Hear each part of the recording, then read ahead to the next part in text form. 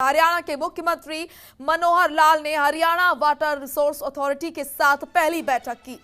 आपको बता दें कि इस दौरान सीएम ने कहा कि किसानों को भूजल, नदियों का पानी और शोधित जल की सुचारू उपलब्धता के लिए आगामी 2 साल के लिए प्रदेश में केंद्रीयकृत पानी निगरानी प्रणाली तैयार की जाए।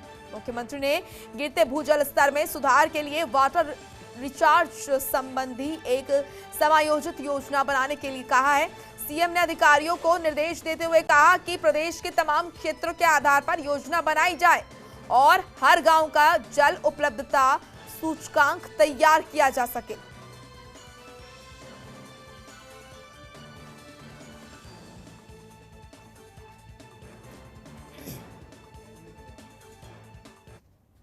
तो वहीं G7 सम्मेलन में जिस तरह से भारत का डंका बजा है, उसको लेकर हरियाणा के गृह मंत्री अनिल विज ने कहा है कि कांग्रेस को छोड़ सारा संसार भारत की तारीफ करता है।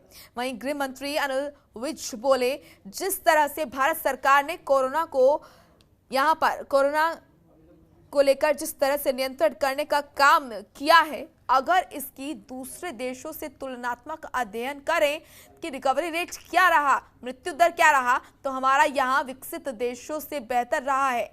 इसीलिए सारे विश्व ने इसकी सराहना की है, जिसके चलते हर हिंदुस्तानी का सीना गर्व से चौड़ा हुआ है। वहीं ब्लैक फंगस के इंजेक्शन एम्फोटेरिसिन से जीएसटी हटाने के फैसले का स्वास्थ्य मंत्री अनिल विज ने स्वागत किया है। उन्होंने कहा कि ये एसेंशियल मेडिसिन है और इससे जीएसटी हटाने से इसका लाभ मिलेगा।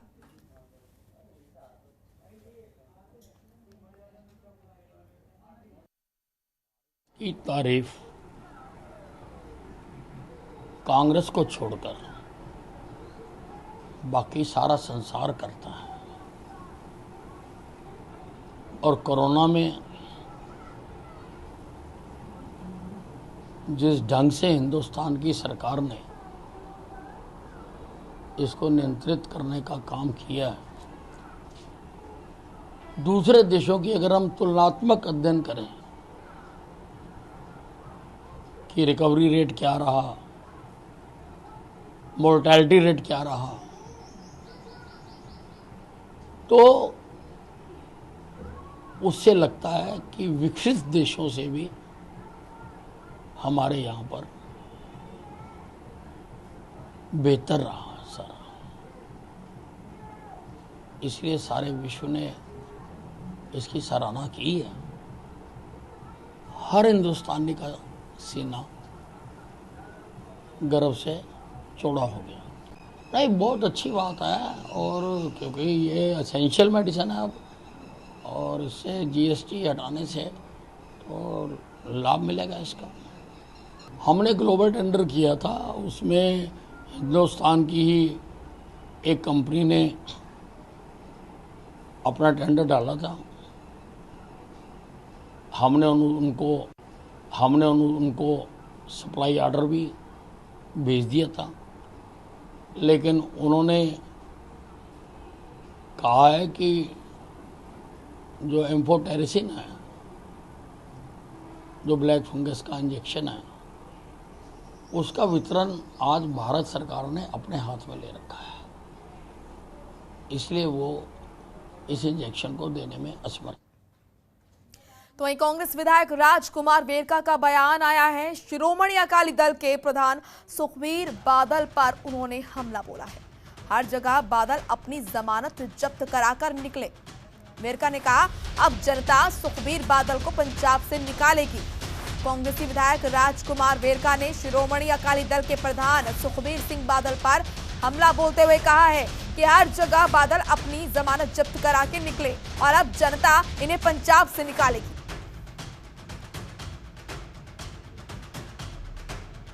तो ये बड़ी और अहम जानकारी, शिरोमणि अकाली दल के प्रधान सुखबीर बादल पर हमला उन्होंने बोला और उन्होंने कहा कि जनता इन्हें अब पंजाब से भी निकालेगी। दर्जा भाई सुखबीर सिंह बादल नखेद बंदा ते भगोड़ा बंदा ही, तेनू पता वो किसी जगह ते कदी टिकिया? हर जगह तो सुखबीर बादल अपनी जमानत जब्त करा के गया ही, ते अज कैप्टन अमरिंदर सिंह नू चैलेंज दे रहा कि मैं जमानत जब्त करा दांगा कैप्टन अमरिंदर सिंह दी ਭਾਈ ਜਿਹਦਾ ਕੋਈ ਗੋਤਰ ਨਹੀਂ, ਉਹਦਾ ਕਸ਼ਲ ਗੋਤਰ, ਜਿਹਦੀ ਆਪਣੀ ਜ਼ਮਾਨਤ ਜ਼ਬਤ ਹੋਣੀ ਆ, ਉਹ ਕੈਪਟਨ ਅਮਰਿੰਦਰ ਸਿੰਘ ਦੀ ਜ਼ਮਾਨਤ ਜ਼ਬਤ ਹੋਣ ਦੇ ਸੁਪਨੇ ਦੇਖ ਰਿਹਾ ਹੀ।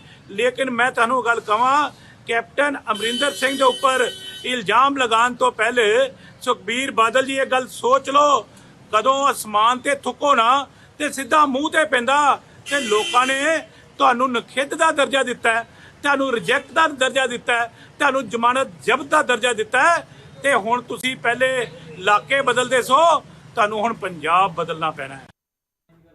चलिए एक और बड़ी खबर इस वक्त की, अकाली दल और बीएसपी गठबंधन पर बरसे रवनीत सिंह बिट्टू। आपको बता दें कि रवनीत सिंह बिट्टू ने गठबंधन पर सियासी हमला बोला। अकाली दल बीएसपी गठबंधन पर बरसे रवनीत सिंह बिट्टू और रवनीत सिंह बिट्टू ने गठबंधन पर सियासी हमला बोला और उन्होंने कहा कि लुधियाना से कांग्रेसी सांसद है रवनीत सिंह बिट्टू। पंजाब में आगामी विधानसभा को चुनाव को लेकर श्रोमणी अकाली दल और बहुजन समाज पार्टी मिलकर चुनावी मैदान में उतरेंगे।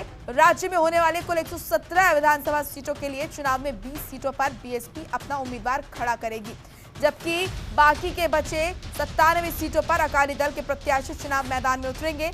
वहीं अब लुधियाना से कांग्रेसी सांसद रवनीत सिंह बिट्टू ने अकाली दल और बहुजन समाज पार्टी के गठबंधन पर हमला बोला है।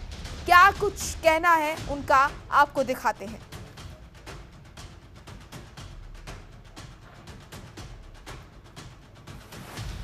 रुपया 10 साल बीजेपी ਦੀਆਂ ਵਿਸਾਖੀਆਂ ਫੌੜੀਆਂ ਕਲਚਸ ਲਾ ਕੇ, ਜਦੋਂ ਹੁਣ ਬੀਜੇਪੀ ਨੇ ਆਪਣੀਆਂ ਖਿੱਚ ਲੀਆਂ ਤੇ ਹੁਣ ਫੇਰ ਜਿਹੜੀਆਂ ਫੌੜੀਆਂ ਐ ਫੇਰ ਸਾਰਾ ਏ ਉਹ ਬੀਐਸਪੀ ਦਾ ਫੇਰ ਲੱਭ ਲਿਆ ਏ। ਮੈਂ ਮੰਨਦਾ ਇੱਕ ਗੱਲ ਵੀ ਜਿੰਨਾ ਚਿਰ ਕਾਂਸ਼ੀ ਰਾਮ ਜੀ ਸੀਗੇ ਪੰਜਾਬ ਦੀ, ਉਹਨਾਂ ਦੇ ਮਨ 'ਚ ਦਰਦ ਵੀ ਸੀ, ਉਹ ਗੱਲ ਵੀ ਕਰਦੇ ਸੀ। ਹੁਣ ਕਿਹੜੀ ਗੱਲ ਆ, ਹੁਣ ਤਾਂ ਯੂਪੀ ਦੀ ਪਹਿਲੀ ਦੂਜੀ ਗੱਲ ਮੈਂ ਦੱਸ ਦੇਣਾ, ਯੂਪੀ ਦੀ ਇਲੈਕਸ਼ਨ ਆ ਗਈ ਬਰਾਬਰ ਪੰਜਾਬ ਦੇ 300 करोड़।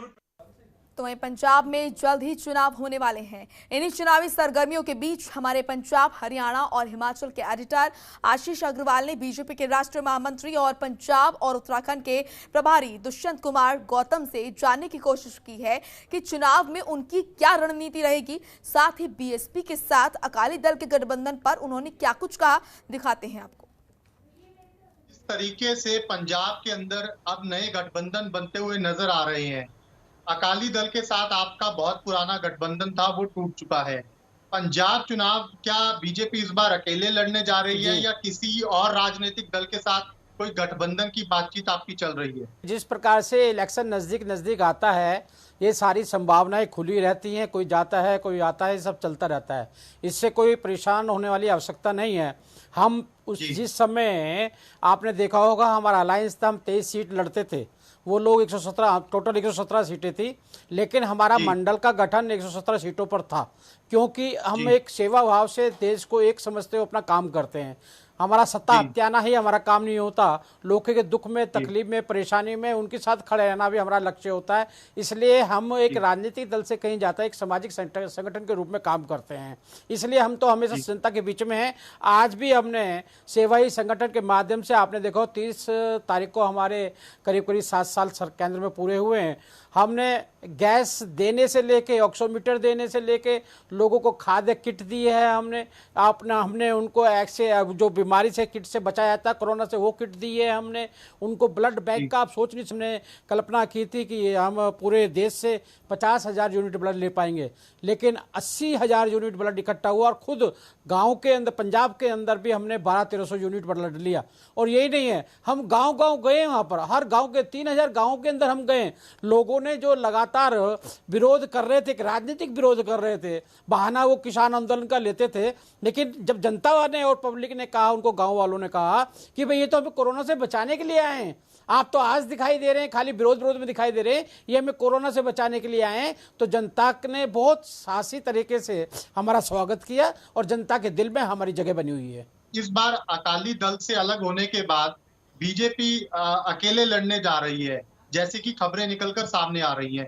तो इस बार क्या रणनीति रहेगी, क्योंकि पंजाब में क्या रणनीति इस बार पंजाब को लेकर बीजेपी बना रही है? आज़ादी के बाद से ही हमारा इनसे अलायंस चल रहा है, और जिससे भी हमारा अलायंस चल रहा है किसी को वह स्वयं ही छोड़ के गए हैं, क्योंकि हमारे राष्ट्रीय और देश और समाज पहले होता है, बाकी चीज़ें द्वितीय मानी जाती हैं। इसलिए हम 117 पे पहले भी तैयारी पे थे, आज भी 117 की तैयारी पे हैं। पूर्ण समाज आज हमारे साथ में खड़ा हुआ है। उन्होंने सभी दलों को लगातार देखा है, आपने कांग्रेस को भी देखा, आपने आम पार्टी को भी देखा है, और जिस प्रकार से हमारा अकाली दल का अलायंस के अंदर हमने सरकार चलाई है उसको भी उन्होंने देखा है। लेकिन अलग से और अकेले से चुनाव लड़े, जनता के अंदर, पंजाब की जनता के अंदर बहुत बड़ा उत्साह है और वो चाहते हैं कि भारतीय जनता पार्टी की सरकार बने। खबरों के निष्पक्ष विश्लेषण के लिए सब्सक्राइब करें जनतंत्र TV and press the bell icon. Never miss any update.